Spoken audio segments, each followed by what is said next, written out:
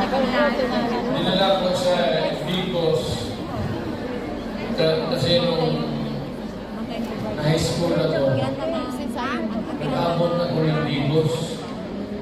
7 years ako sa high school eh. 7 years lagi.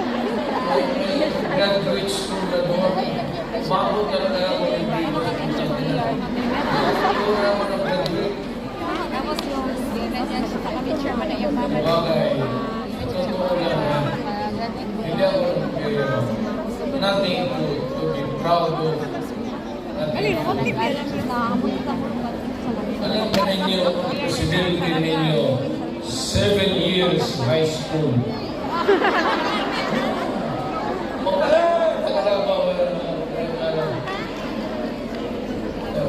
Tignan o, sinong mahusay sa lahat? Ikaw.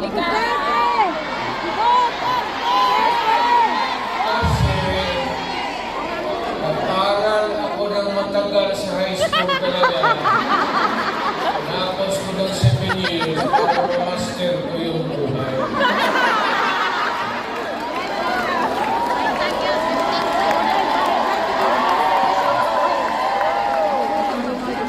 Ibang history Ngayon, mo, Master Mike.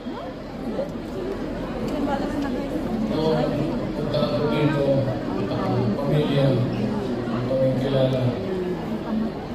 Ngayon, pasok ako sa harap ninyo. Kaya mga kababayan, ano bang sunod gagawin natin? Impeach Marcos! Ano ba itong Pilipinas? Maligaya kayo o hindi? Hindi! Gaya ko lang sa bahay nila. Ayun, hinday na. Ayun,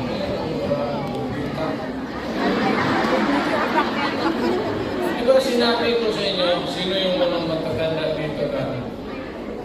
Sinabi ko sa inyo, maliit pa yan si Inday.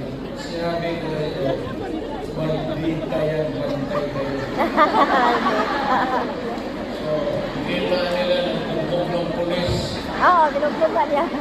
Hindi na yan.